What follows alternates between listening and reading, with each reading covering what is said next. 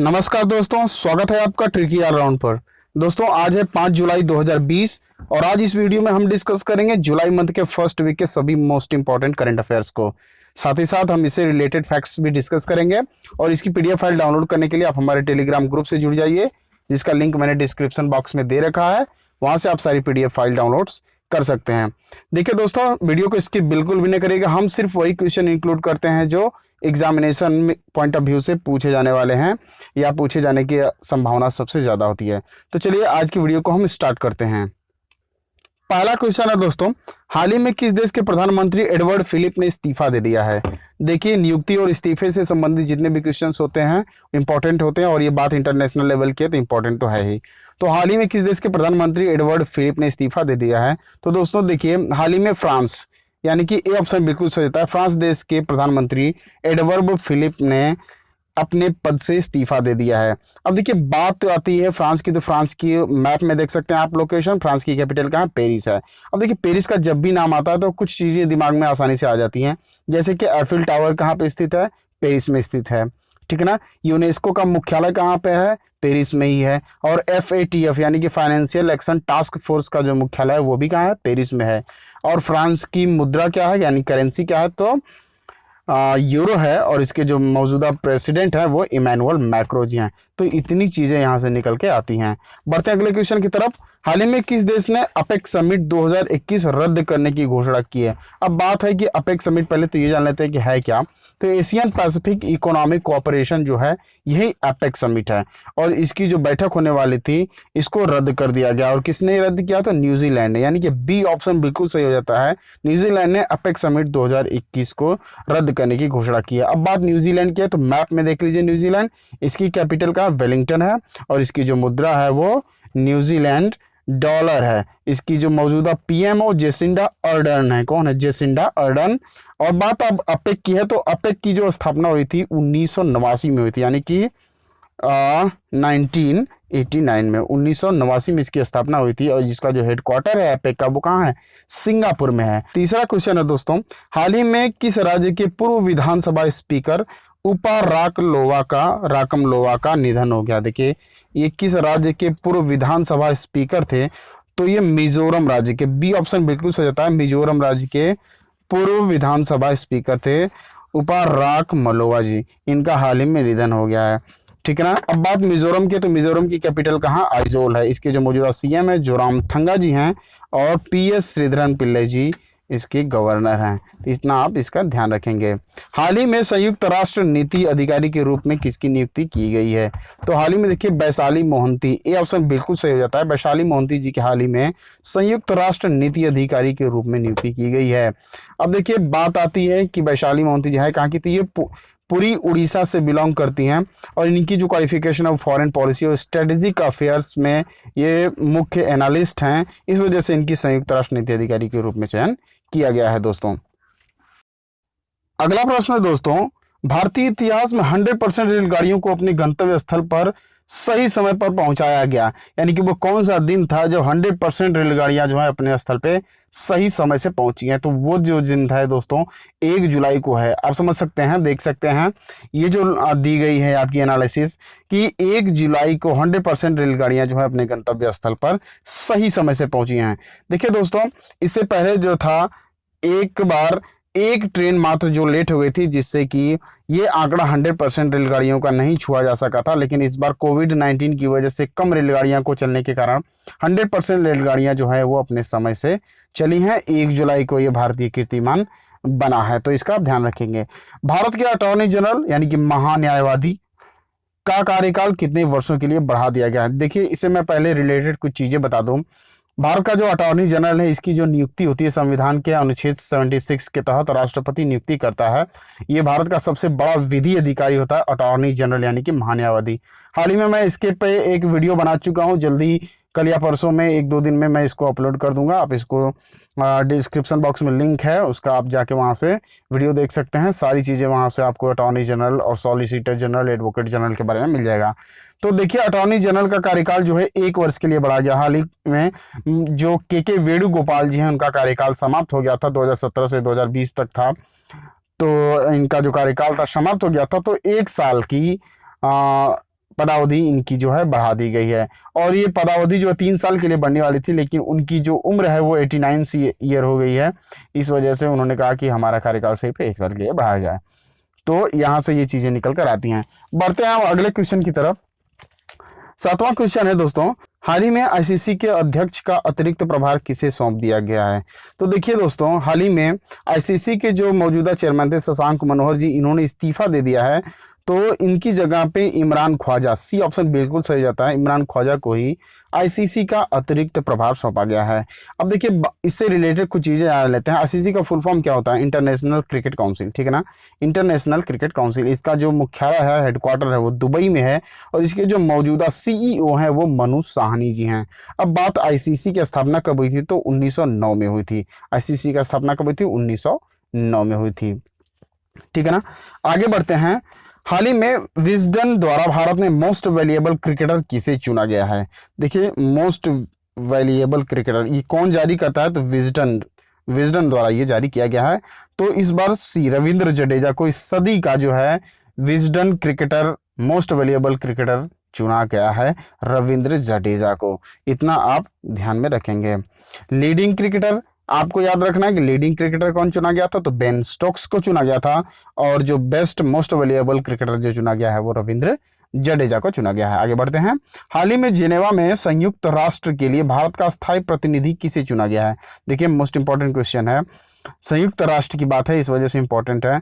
तो देखिए हाल ही में इंद्रमणि पांडे, बी ऑप्शन बिल्कुल सही आता है, इंद्रमणि पांडे को ही इस बार संयुक्त राष्ट्र के लिए भारत का स्थायी प्रतिनिधि चुना गया है। अब आगे पढ़ते हैं। हाल ही में फिच ने वर्ष 2022 के लिए भारत की जीडीपी कितने प्रतिशत रहने का अनुमान लगाया है? तो 8%, बी ऑप्शन बिल्कुल सही जाता है।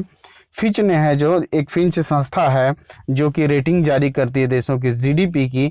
तो भारत की जो जीडीपी 2022 में रहने वाली है फिंच के अनुसार वो 8% रहने वाली है, ठीक है ना। पहले इन्होंने जो अनुमान लगाया था वो 9% का था, लेकिन कोविड-19 की वजह से ये जो अनुमान है ये नीचे आ गया और 8% पर आ गया है। अगले क्वेश्चन की तरफ हम बढ़ते हैं। हाल ही में किस राज्य सरकार ने हमारा घर हमारा विद्यालय अभियान का शुभारंभ किया है? तो देखिए दोस्तों, हाल ही में मध्य प्रदेश गवर्नमेंट ने, बी ऑप्शन बिल्कुल सही है, मध्य प्रदेश गवर्नमेंट ने ही हमारा घर हमारा विद्यालय अभियान शुरू किया। इसमें बच्चों को घर पे ही विद्यालयी वातावरण उपलब्ध कराने की योजना है। यानी कि बच्चे को ऐसा ना लगे कि वो क्लासरूम में नहीं है, पढ़ने में उसको समस्या हो, तो उसका जो माहौल है, विद्यालय वातावरण का जो माहौल है, घर पे ही उपलब्ध कराने के लिए हमारा घर हमारा विद्यालय अभियान शुरू किया गया है। इसमें वर्चुअल क्लासेस चलेंगी। अब बात मध्य प्रदेश की है तो मध्य प्रदेश कैपिटल कहाँ है? भोपाल है। और इसके जो मौजूदा सीएम है शिवराज सिंह चौहान जी, और इसके जो गवर्नर हैं लालजी टंडन है, किंतु उनकी जो है अभी तबीयत खराब है, उनका इलाज चल रहा है। तो जो अतिरिक्त प्रभार है वहाँ का गवर्नर का, तो आनंदीबेन पटेल जो कि उत्तर प्रदेश की गवर्नर है, उन्होंने पदभार संभाला हुआ है। अगले क्वेश्चन की तरफ बढ़ते हैं। हाल ही में 36वां आसियान शिखर सम्मेलन कहां आयोजित किया जाएगा? तो देखिए दोस्तों, वियतनाम की कैपिटल हनोई, ए ऑप्शन बिल्कुल सही जाता है। वियतनाम की कैपिटल हनोई में ही इस बार 36वां आसियान शिखर सम्मेलन आयोजित किया जाएगा। ये जो है दोस्तों, इस बार साल में ये 2 बार होता है। तो जो वर्चुअल ये इस बार की बैठक होगी, यानी कि वर्चुअल बैठक होगी कोविड-19 की वजह से, ये इस बार हनोई में की जाएगी। अब बात आसियान की आती है तो आसियान का फुल फॉर्म क्या आता है? Association of south eastern Asian nation. इसका हेडक्वार्टर कहाँ है? इंडोनेशिया की कैपिटल जकार्ता में है। और इसमें कुल जो शामिल देश हैं वो कितने हैं? 10 देश हैं, ठीक है ना। आगे हम बढ़ते हैं। हाल ही में पीसी महालनोबिस पुरस्कार से किसे सम्मानित किया गया है? तो देखिए हाल ही में पीसी महालनोबिस भारत की अर्थव्यवस्था के दूत माने जाते हैं। इसको इस पुरस्कार से किनको सम्मानित किया गया है? तो देखिए सी रंगराजन को, यानी कि बी ऑप्शन बिल्कुल सही जाता है। सी रंगराजन को पीसी महालनोबिस पुरस्कार से सम्मानित किया गया। देखिए पीसी महालनोबिस को ही फादर ऑफ स्टैटिक्स यानी कि वाणिज्य का पिता कहा जाता है। सी रंगराजन को ये पुरस्कार प्राप्त हुआ है। और देखिए सी रंगराजन जो है भारत के पूर्व आरबीआई गवर्नर भी रह चुके हैं। राष्ट्रीय स्टैटिक्स डे जो होता है हर साल 29 जून को मनाया जाता है। इसका भी आप ख्याल रखेंगे। कब मनाया जाता है? 29 जून को मनाया जाता है हर साल नेशनल स्टैटिक्स डे। तो इसका आप खासा ध्यान रखेंगे। देखिए अगला क्वेश्चन है, हाल ही में भारत का पहला प्लाज्मा बैंक कहाँ खोला गया है? तो देखिए भारत का जो पहला प्लाज्मा बैंक है ना दोस्तों, वो दिल्ली में खोला गया। सी ऑप्शन यहाँ से बिल्कुल सही हो जाता है। कोविड-19 से ठीक होने वाले मरीजों के लिए प्लाज्मा डोनेट करने के लिए ही ये जो है प्लाज्मा बैंक खोला गया है, ताकि इससे और लोगों की देखभाल की जा सके, उनका क्योर किया जा सके, उनका इलाज किया जा सके। इसी वजह से ये प्लाज्मा बैंक जो है दिल्ली में स्थापित किया गया है। अगले प्रश्न की तरफ हम बढ़ते हैं। हाल ही में गुडनी जॉनसन ने किस देश के राष्ट्रपति पद का चुनाव जीता है? देखिए गुडनी जॉनसन जो है किस देश के राष्ट्रपति पद का चुनाव जीते हैं? तो हाल ही में आइसलैंड। बी ऑप्शन बिल्कुल सही आता है। आइसलैंड के जो गुडनी जॉनसन है, इन्होंने राष्ट्रपति पद का चुनाव जीत लिया। अब बात आइसलैंड की आती है तो कैपिटल इसकी जो है वो कहाँ है? रेडजेविक है। और इसकी जो मुद्रा है वो क्या है? आइसलैंड क्रोना है। क्या है? Iceland krona. इसका आप ध्यान रखेंगे। अगला प्रश्न है, हाल ही में माइकल मार्टिन किस देश के प्रधानमंत्री चुने गए हैं? तो देखिए हाल ही में जो माइकल मार्टिन है वो आयरलैंड के। बी ऑप्शन बिल्कुल सही आता है। आयरलैंड के जो मौजूदा प्रधानमंत्री बन गए हैं वो माइकल मार्टिन जी बन गए हैं। कैपिटल आप देख सकते हैं इंटरनेशनल।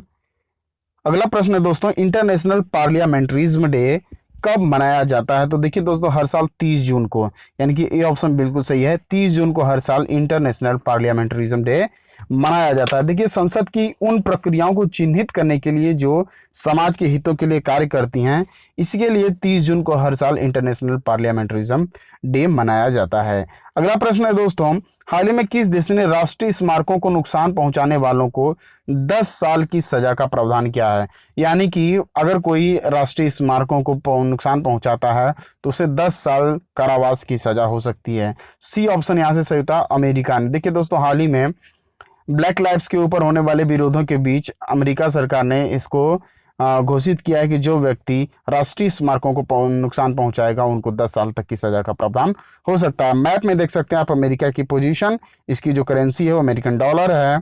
और विरोध के बीच ये निर्णय लिया गया है। जिसने लिया किसने? तो वहाँ के राष्ट्रपति मौजूदा डोनाल्ड ट्रंप जी ने इसको घोषित किया है। अगले प्रश्न की तरफ हम बढ़ते हैं दोस्तों। तो देखिए 19वां प्रश्न है, हाल ही में किस देश के फुटबॉलर मारियो गोमेज ने संन्यास की घोषणा कर दी है? देखिए मारियो गोमेज ये जो हैं फुटबॉलर हैं और इन्होंने हाल ही में संन्यास की घोषणा कर दी है। तो जर्मनी के फुटबॉलर हैं ये ऑप्शन बिल्कुल सही आता है। जर्मनी के जो फुटबॉलर हैं मारियो गोमेज, इन्होंने इससे घोषणा की है कि अब वो फुटबॉल से संन्यास ले लेंगे। अब बात जर्मनी की आती है। जर्मनी के मैप में देख सकते हैं जर्मनी कैपिटल कहाँ है? बर्लिन है। और इसकी जो मुद्रा है वो यूरो है। और इसके प्रेसिडेंट जो है फ्रैंक वल्टर हैं। ठीक है ना? कौन है? फ्रैंक वल्टर। अगला क्वेश्चन आता है, हाल ही में भारत ने 600 मेगावाट जल विद्युत परियोजना के लिए किस देश के साथ समझौता किया है? तो देखिए दोस्तों हाल ही में भूटान के साथ मिलकर 600 मेगावाट जल विद्युत परियोजना के लिए इस समझौते पर सिग्नेचर किया है। अब भूटान की बात आती है। मैप में आप देख सकते हैं भूटान, इसकी कैपिटल कहाँ है? थिम्पू है। और जो ये प्रोजेक्ट है उस प्रोजेक्ट का नाम याद रखेंगे दोस्तों, कोलांगजू हाइड्रो इलेक्ट्रिक प्रोजेक्ट। क्या है? कोलांगजू हाइड्रो इलेक्ट्रिक प्रोजेक्ट है। इसकी जो मुद्रा है वो क्या है? नगलट्रम है। और इसके जो मौजूदा पीएम है लोटे शेरिंग है। कौन है? लोटे शेरिंग। ठीक है ना? इसका आप ध्यान रखेंगे। अगले प्रश्न की तरफ बढ़ते हैं। हाल ही में के संगीता चानू को अर्जुन पुरस्कार से सम्मानित किए जाने की घोषणा हुई है, वह किस खेल से संबंधित हैं? देखिए मीराबाई चानू और के चानू में आप कंफ्यूज ना होंगे। यहाँ ध्यान देंगे कि के संगीता जो चानू हैं ये भारोत्तोलन, यानी कि सी ऑप्शन बिल्कुल सही हो जाता है। और ध्यान रखना है आपको कि मीराबाई चानू और के संगीता चानू दोनों ही मणिपुर से बिलोंग करती हैं। तो इसका आप ध्यान रखेंगे।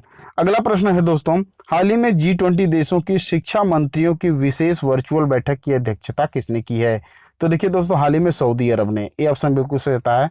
सऊदी अरब ने ही G20 देशों के शिक्षा मंत्रियों की विशेष वर्चुअल बैठक की अध्यक्षता की। अब बात सऊदी अरब की आती है तो देखिए सऊदी अरब को आप मैप में देख सकते हैं, इसकी लोकेशन देख सकते हैं। और देखिए दोस्तों भारत की तरफ से इसमें हमारे MHRD मिनिस्टर श्री रमेश पोखरियाल निशंक जी ने भाग लिया था।